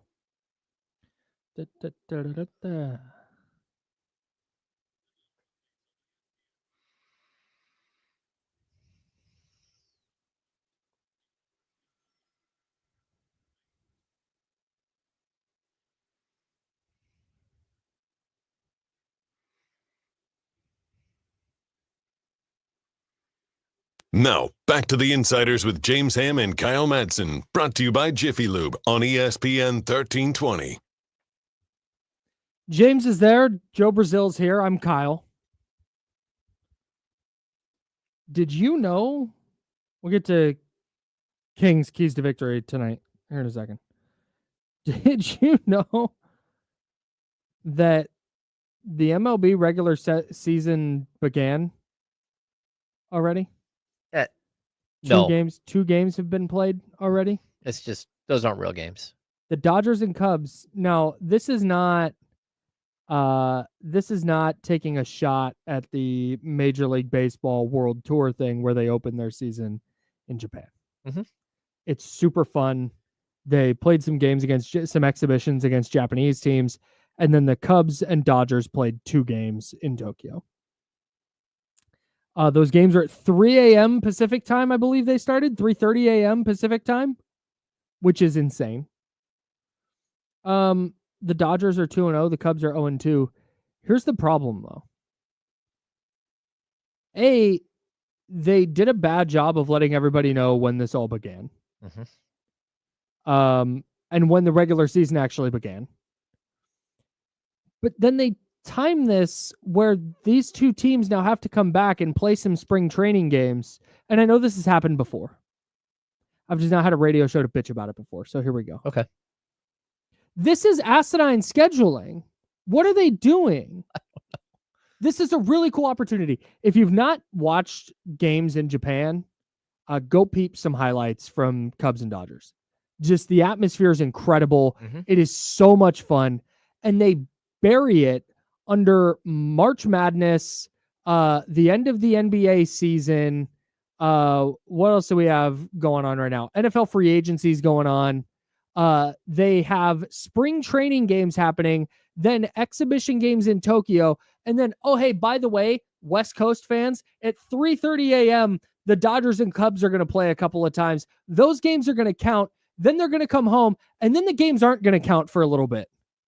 But then they're going to count again in like a week and a half. Like, man, what? That's my concern. Like, if you're going to do this, why do they have to be regular season games? That's it. Nobody in Japan really cares. You're getting to see the players. You're getting to see them it's a showcase. Compete against each other. Yes. Yeah, like, why not just, let them have expanded rosters and let everybody play? Not everybody has to play, but, make it a spring training atmosphere. Yeah, do what European soccer comes to America every summer. Mm-hmm. And, you can go to, like, UC Santa Barbara last year had, like, Dortmund against Man U. Right. Like, incredible. And Yep. for the first, like, 15, 20 minutes, you get to see some of their stars, not all of them. Yeah. And then all of a sudden you get to see a bunch of their mid players. And then all of a sudden you get to, at the end, you're seeing a bunch of their academy kids, Mhm. right? But still, you're getting to see Manchester United. You're getting to see Dortmund. You get to buy the jersey. You get to buy the scarf, like all that stuff. Yep. And the game doesn't count for anything, Mhm. but you get to see a lot of good, cool stuff where fans are excited. Mhm. I don't understand why they're not just doing that. I don't quite know either. I guess so you want to make it regular season. You want people to pay attention, and that's fine. Then you can't do it in the middle of spring training. You have to make that like, okay, spring training's ending early this year. The games are ending early. You can keep doing workouts and stuff and inter-squad scrimmages or whatever, but the games are ending early because Cubs-Dodgers is happening, and that's the official start of the regular season. And then maybe they come back, and now maybe they get a couple days off because of jet lag or whatever. They get some time off while the real regular season starts for everyone else. If you want to do it that way, do it. That's fine. If they need to be regular season games in Japan, fine. Burying them the way they do is just crushing and torpedoing an opportunity for a really, really cool event to showcase like Major League Baseball opening day for the A's. This is not the case, but follow me. The A's is this week. It's March 21, and Cubs and Dodgers got the week kicked off with 2 games on Monday and Tuesday, or Tuesday and Wednesday. A's open their season on Friday. That's the rest of the league then starts Friday. Do it that way, but doing it where, and again, this is how they've done it for years, and they need to knock it off. Opening your regular season, then having the teams who did the regular season. Can you imagine in the NBA having a team go overseas and they play a couple of games that count, and then they come back and play their preseason games? No, not preseason. That's outrageous. Yeah. That's so dumb. NFL. Oh, hey, Niners and Packers. You're going to open in, where'd the Packers open last year? Brazil. You're going to open in Brazil. You're going to play each other, and then you're going to come back and you got your preseason games. Like, I'm sorry, what? That's silly. It's so silly. And it undercuts what should be. And MLB promotes it and stuff, and I get it, but they undercut it by now we're turning on baseball. And it's like, oh, baseball counts now? Nope, spring training. They're still in Surprise, Arizona. Yeah, it doesn't make any sense, man. Yeah, it's totally bizarre. Every MLB trips over itself at every freaking turn, and it sucks because there is a really good opportunity here to make it, like, blow this out. Hey, here's his MLB regular season begins. Opening day is now. Yeah, it's like, but it's not. Yeah, I also think you could do like home run derby. Just make it an all-star game. Yeah, do that. Make the All-Star game in Tokyo. Oh. That's actually a great idea. If you wanted to, sure. Yeah. I don't know. I just... You'd have to have like an All-Star week. Yeah, that's fine. Yeah. Take a break. What is it now? Like Who cares? 3 days? All-Star? I think so, because they have like the rising stars and everything too, yeah, so. it's not a long break. Well, that would be interesting. Plus, I think players would love it. Like, yeah, would everyone gets a trip to China or Japan, like, to go play. And would anybody, I'm a huge baseball fan. We're all huge baseball fans here. If there was just no baseball for a week in July, like, there's cool. no EPL games for 2 weeks right now. They're on international play. There's no European soccer going on. The NHL just did a whole 4-team challenge or 4 nations face-off or whatever it was called. Oh, yeah. It took a bunch of time off from their regular season for it. Yep. It has been done before. MLB needs to do better. That's all. A's regular season home opener, March 31. Next Monday. No, 2 Mondays from now. Right? Something 2 like Mondays that. from now? 31st? Yeah, 19th. Yeah. 2 Mondays from now. Can't wait. A's, Cubs, Sutter Health Park. Going to be a good time. Tonight, though, the Kings play the Cavs, Golden One Center. Let's get to our keys to victory for the Sacramento Kings tonight against the Cleveland Cavs. I feel so good about my keys tonight. Yeah, I don't know if I love my keys, but my keys are the keys it should be. Let's hear. I'm gonna flip some of mine to match yours. Okay. You go first. My first key, don't turn the ball over. Yep. Like, when this team doesn't turn the ball over, they're actually really good. Mhm. That just means your offense is working, and it's not going to be easy because Domas is out, but make the easy pass. Again, I think last game we saw, I think it was both Zach LaVine and Zach LaVine, Malik Monk, and DeMar DeRozan all had like egregious turnovers in like weird spots. Like, cut that out. Yeah. Like, don't go into a triple team. How about that? How about you don't do that? Yeah.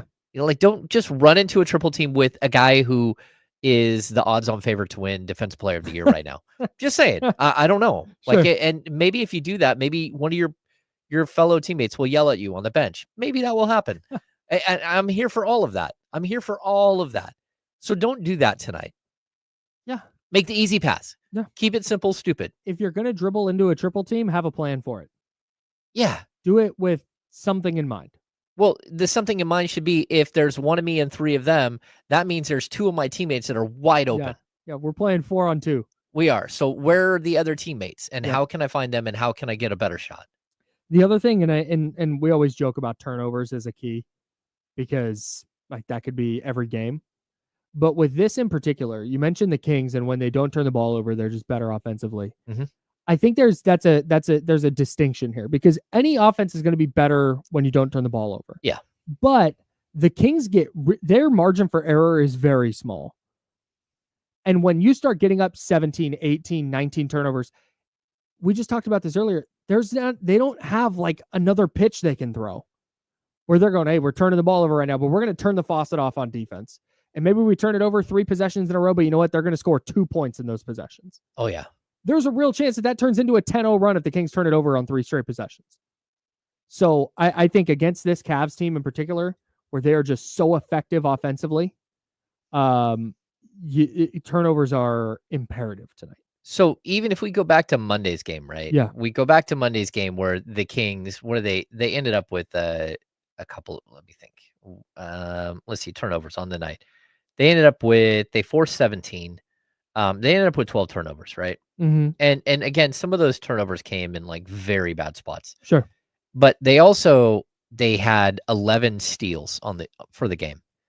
And Memphis allowed them. Memphis was sloppy with the ball, but the Kings were super aggressive.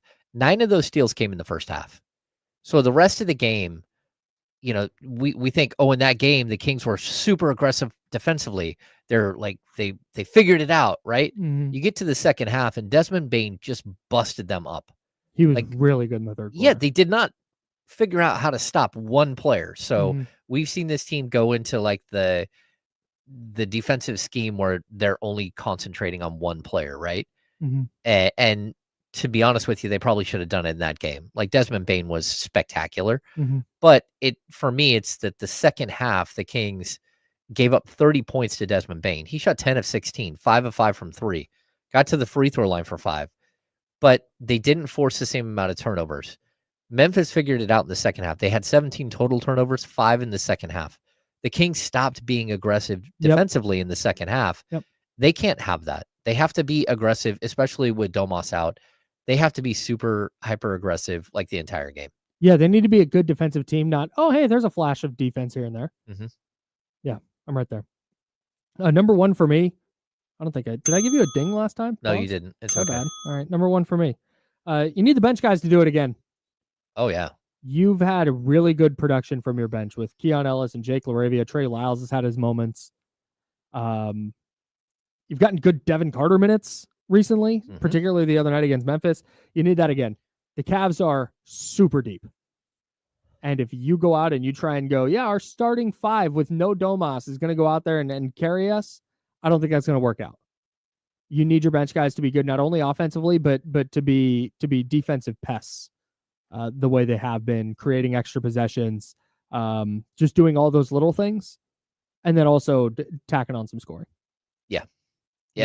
If you can get the bench rolling again, that would be huge. Yep. And it's got to be all of them. Yep. You know, I think that's the biggest thing from the win the other night. It was a team win. So number 2, we're on the same wavelength here. Yeah, you got to defend the 3. This is a number 1 3-point percentage team in the league at 38.7. They also shoot 41.3 threes per game, and they hit 16 made threes. So they're scoring 48 points from 3 tonight. And the Kings, it's been something that's plagued them all season long. but specifically over the last handful of games where they've really struggled. Mhm. The one thing is the Kings scored, hit 23s last game. Mhm. So they gave up 13, but they hit 20. Mhm. So it like they won that battle, Mhm. but it's so few and far between where they're winning that battle. Yeah. And that's my key is right there with you. You just got to win the math on threes. Mhm. They're going to put them up, and they're going to like they have good shooters. Yeah. Chances are they're going to make them. You're not going to beat them with mid-range twos. Mhm. It's just because it is a math problem. So tonight, the focus for me offensively, if I'm the Kings, is we always joke about like sprays. That has to be it tonight. Oh You yeah. not every possession. Most of your possessions have to end in a look from three. Just if you're going to keep up, because if the Cavs are putting up 48 threes and making 18 or 19 of them, and you're putting up 28 threes, Yeah, you're cooked. the math does not work. No. I mean, man, this season, the Kings are 30th in 3-point percentage allowed. You know what their 3-point percentage allowed is? I don't. Okay, so we got 38.7 is the number one shooting team in the league, right? In the Cavs. Oh no.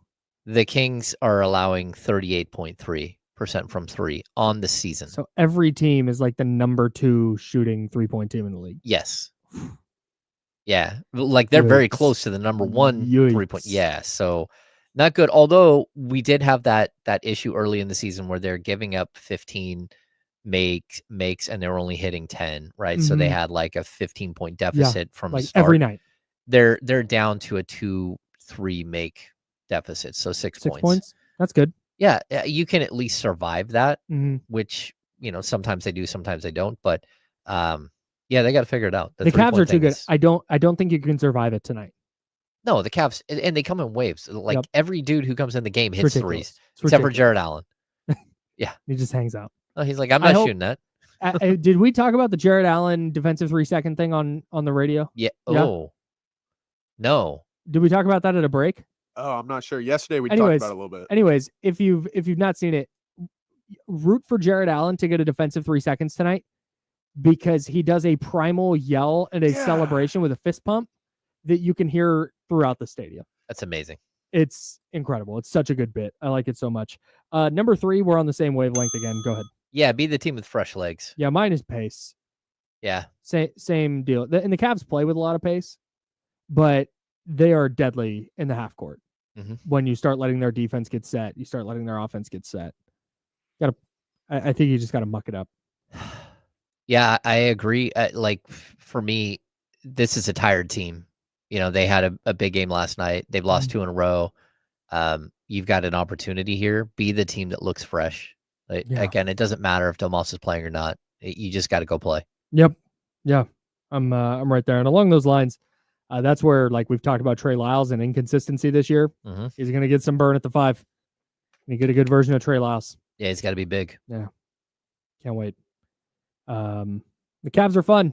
It'd be a really good one that we if the Kings are going to make some kind of run at the 8 seed, it's going to involve winning games like this. Yeah. Where the Cavs are a really tough matchup, but you know what? They're on the second night of a back-to-back.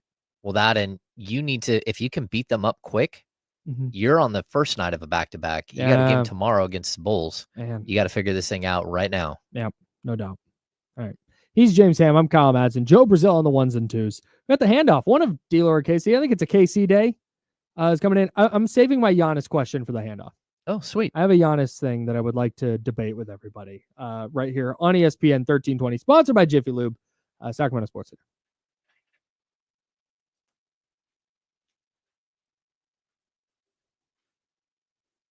See, like Alabama State, the ESPN saying that's their first NCAA tournament win. No, it's not. It's not. They won the play-in to get into the tournament. Maybe I'm just a pain.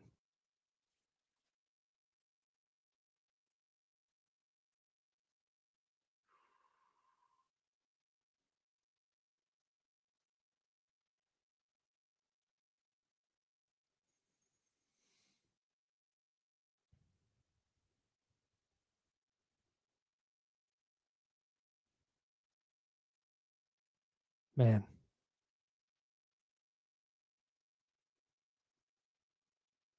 Draymond was so good against man. That was wild. Defensively, Yeah, especially after getting punked by Aaron Gordon. I thought for sure Giannis was going for like 50.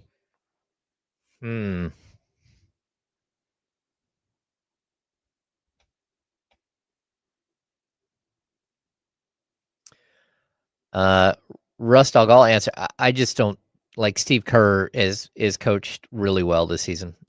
Again, I think he's been spectacular. But you got Houston at number 2 in the Western Conference. So I'm gonna put, again, their head coach way up high. You've got Cleveland with a new head coach in Kenny Atkinson. And I know he took over a good team, but now they're great. That's different. I'm going to put him well above Steve Kerr. So I'd put at least Emi Udoka and Kenny Atkinson well above. Hey, I don't mean to change the subject, but I saw somebody in the chatty house mention this earlier, and it just scrolled across my timeline. Did you see the USL is doing relegation? No. Yeah. So you can now get relegated from the USL? It's USL Division 1. That's their Where top the Kings are. division. I mean the Republic. Republic. Yeah, Sac Republic. Then there's the USL Championship. That'll be Division 2. And then there's USL League 1, which is Division 3. Oh. And so there's going to be promotion and relegation within that. That's brilliant because that's this is great. Yeah, this is how you become better at soccer. Yep. As a country. Yep. Like you've got to have multiple layers. It can't just be either you're in the USL or you're in the top tier, in the MLS, or you're nothing. Yeah. Yeah. Yeah, I'll just do it at the top. Well, when when the segment starts. Yeah. Yeah, I don't think, like, you guys are mentioning other coaches. I don't think there's another coach. You could Mark Dagnall, you could certainly put up there, right? For coach of the year. But I think he's already won it.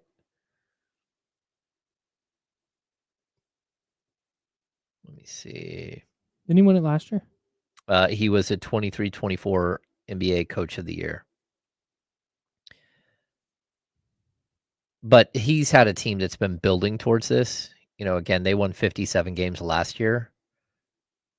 When he won, again, coach of the year. And then this year they're going to win 60, probably 63.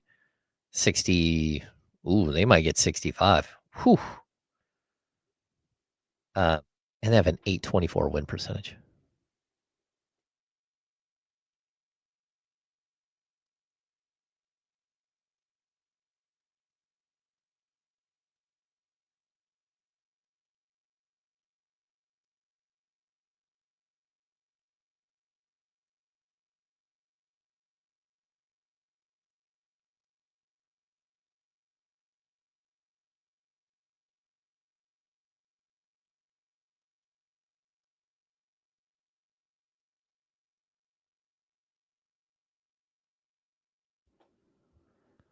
Unserious people. That's right. That's the most cutting thing you can call someone on the internet. Unserious. Lamine Yamal is really good. Chris Ochoa.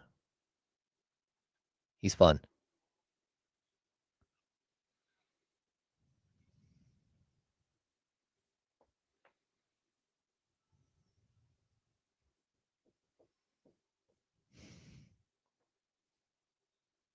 Now, back to the Insiders with James Ham and Kyle Madsen, brought to you by Jiffy Lube on ESPN 1320. Talking about funniest things you can call someone on the internet, and I said unserious. And our guy, what did I just see? Said casual is also a nice shot on the internet. Yeah, if you're an unserious casual, woo, yikes! Don't be that. Don't be an unserious casual. No. Title of today's podcast. Don't be an unserious casual. What everybody should do right now is download the Underdog app and play along. Whether you want to fade my lineup or rock with my lineup, I'm obviously locked into the Kings game tonight. So I highly encourage you download the Underdog app. You don't even need to. I'm gonna do the call to action where I ask you to sign up, but you don't even have to sign up. You can just download it and take a peek. Okay. Just take a look around, see what they got, especially ahead of March college basketball. Want to get locked in before the tournament. That's all. Here's where I'm at tonight with the Kings. I'm going Zach LaVine lower than 20.5 points in my lineup. Oh. I'm testing the Zach LaVine disappears in big games thing. Oh. It's a tough opponent with a good defense. I'm relying on a Zach LaVine disappearing act. Wow. He's going for 40 now. This is... I want to let everybody know that. Yeah. But I'm going lower than 20.5 points. The danger here is he does do the disappearing thing and then puts up 12 in the fourth quarter and gets to 23 or something like that. But anyways, DeMar DeRozan, I'm going higher than 4.5 assists. He's been up and down distributing the ball lately. But I think against this Cavs defense, you just mentioned Trey Lyles kind of getting on his case for dribbling into a triple team. Mm-hmm. I think we're going to see a little bit different of DeMar DeRozan tonight. A little bit different version of him. In that same vein, I'm going Malik Monk higher than 6.5 assists. Oh. I love having that in my lineup. Okay. It's I know Domas being out might change out a little bit, but I think Malik is gonna still get his assist. I think he gets higher than 6.5. And then Evan Mobley, I'm going higher than 17.5 points. I don't know that the Kings have a great answer for him offensively. And I just need him to get 18. I think he can do that. Okay. That's my lineup tonight. Oh, I'm intrigued. Yeah. I would almost take the opposite world lineup. Just do the think reverse? Zach LaVine can score over 20.5. Great. But just so you know, this season against the Cleveland Cavaliers, he was with the Bulls, he scored 8 points in one game and 26 in the other. Perfect. So there's no rhyme or reason. Averaging 17 a night. Yep. I think that Malik Monk is going to have a difficult time going over 5 assists per game, 5 assists in this game because he has no Domas. And so that's a problem. I think Evan Mobley is probably your spot on there. He's probably 17.5 is a little low, but I do think Keegan Murray can hang with him. And Keegan is physical enough, and Mobley just isn't that physical. Now, if Mobley takes him in the post, you're gonna have some problems. Sure. But I'm still okay there. And then what was your other one? Monk higher than 6.5 assists. I think he's gonna go lower. But that's just my opinion. And what was the other? DeRozan, 4.5 assists. Oh, DeRozan, and you think he'll go over? Mm-hmm. Oh, I think that's a good one. Go higher. I think that's a good one because DeRozan. So you're going all opposite except DeRozan. Yeah. Okay. Very good. If you would like to rock with James' lineup or my lineup, download the Underdog app and sign up now using the promo code KyleM to unlock a special offer of up to $1,000 in bonus credits when you make your first deposit. Join in on the fun when you sign up with promo code KyleM. That's all one KyleM, all one word, nice and easy. Claim your special offer today and get up to $1,000 in bonus credits instantly upon first deposit. Must be 18 plus and present in a state where Underdog Fantasy operates. Void where prohibited. Terms apply. Concerned with your play? Call 1-800-GAMBLER or visit www.ncpgambling.org. In Arizona, call 1-800-NEXT-STEP or text NEXT STEP to 53342. In New York, call the 24/7 HOPE line at 1-877-8-HOPE-NY or text HOPE-NY. Is Giannis Antetokounmpo the most MVP caliber player who is nowhere near the MVP conversation ever? Oh, that's a really, really good question. This is anecdotal and it's subjective a little bit because comes down to we don't talk about this guy enough or we don't talk about that guy enough or whatever. But Kenny Caraway is going to join us here for the handoff in a second. Brought up Giannis when we were talking MVPs. He's like, man, people are talking Shea and Jokic. Can't sleep on Giannis. And then I'm watching him last night against Golden State, and he didn't have his best game, but you go and look at what he's doing this year. 30.2 points, 12 boards, 6 assists. He's shooting 60% from the field. He's playing DPOY caliber defense, and he's just nowhere near the MVP conversation. Yeah. Not even close. I don't think he can be, though, because the two players that are in the race are like, they're 1 and 2, and 1 1 and 3 in the Western Conference, whatever Yeah. they are at this point. Mhm. Like winning has to mean something, and his team is only like 8 games over 500. That's just not great. Mhm. Now, I don't think there's a Cavs player that you can put in the conversation, so you can't do full on best team from best player from best team. But I think that is kind of out the window, especially when Jason Tatum's never even considered at all in the race, even though his team was so much better than everybody else last year. Tatum's a good one. Tatum's having an MVP season this year. And just everyone's like, yeah, whatever. He's probably like 27. I'm going to say 7-5, and he guards on the perimeter. Like, Yeah, I'm not saying he's all NBA or all defense, but he's not far from it if he isn't. Like, he guards. he does everything. Yeah. He's even He will better guard than 1 through 5. 27 points, 8.7 rebounds, 5.9 assists. Mm. So almost 9 and 6. Jason Tatum runs into the issue that his team is too good. Mm. He's not the lone guy enough. Yeah. Whereas I think people look at and people look at Shea and go, he's the guy there. Right. They look at Jokic, he's the guy there. Yeah. And he's not the best player in the world, but I can't imagine how SGA isn't the MVP this year. He is. He Like, definitely is. That discussion should be done. There should be no discussion. I don't. It's SGA. There's I going to don't be know. there. They got I get what 12 you're saying. losses. He's averaging. Yeah, they're 56. Does he lead the league in scoring? 56 and 12. He leads the league at 33 points per game, on, but we're man. talking about a center who's averaging 12 points and 11 assists per game. He's literally averaging like a 28 point per game triple double. He's Jokic- probably the best player in the world, but Shea this year, and this is just the basic. We're just going to go basic stats. I'm not going to do the advanced deep dive because I agree with you. Shea's going to win it. and he should, based on everything we've seen ever watching the NBA. He should win the MVP. Yeah, and he's just the story of the season. Yeah, he's a It's story. He's on the best team. Yeah. He's got the numbers. 30, He should win it. 33 points leading the league, 5 boards, 6 assists, almost 2 steals a night, 1.8, 52.6 from the field, 37.1 from 3. Mm.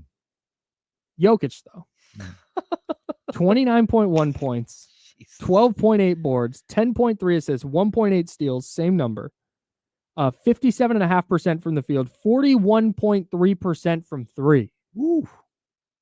But to your point, this is not. People go, oh, this is better than his other MVP. It doesn't matter, dude. Like every MVP race is its own organism.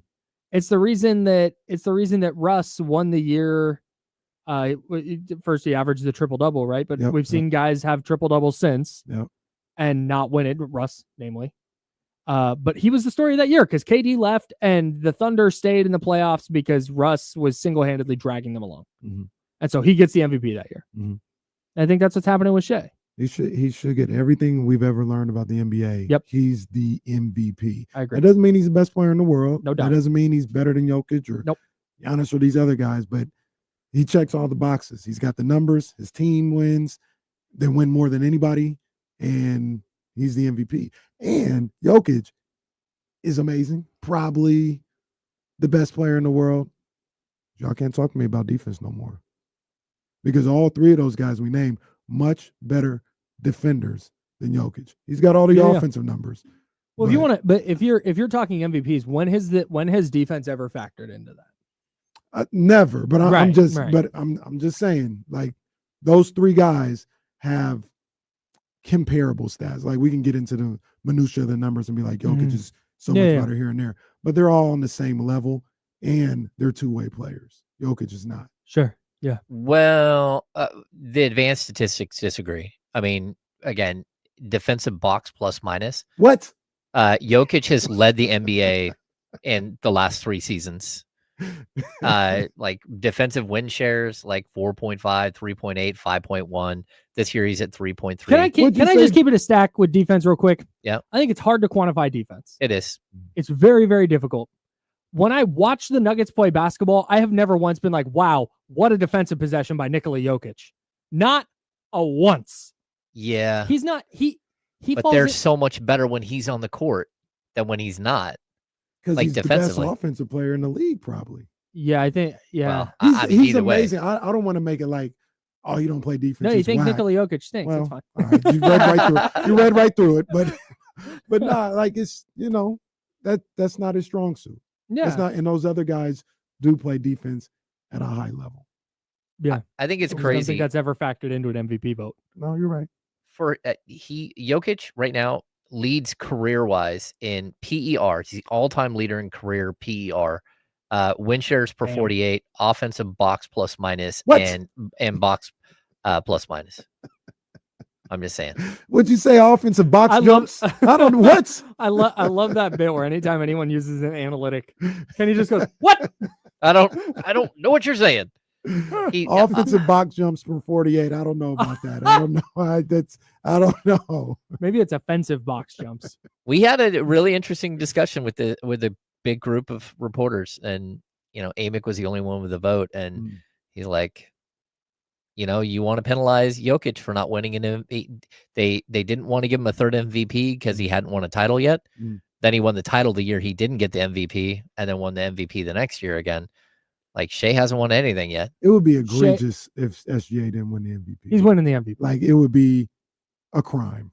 I'll just say, like, he's done everything to win the MVP this year. He deserves it. You and D'Lo and KC, yes, sir, have done everything to deserve the MVPs of this station. You guys are coming up next, noon to 4, and then at 4 o'clock we've got. Let's see, what do we got? Oh, first 4 action, baby. Mount St. Mary's v. American University. I got Mount St. Mary's. Yeah. Big Mount St. Mary's guy. Well, just I can't. I never. When these two teams match up, I don't even pick. Throw the I'm just out. Toss them, dude. We have no idea what's going to happen. And then Texas and Xavier right after that, right here on ESPN 1320. It is first 4 action, and then we get on Thursday. We get real NCAA tournament action right here on ESPN 1320. Cannot wait. But before that, D'Lo and KC coming up next. That's James Ham for Joe Brazil. I'm Kyle Madsen. Jiffy Lube sponsors this program. We're the insiders on ESPN 1320, Sacramento sports leader. Until tomorrow at 10 a.m. Drink water. Be nice, people. Bye.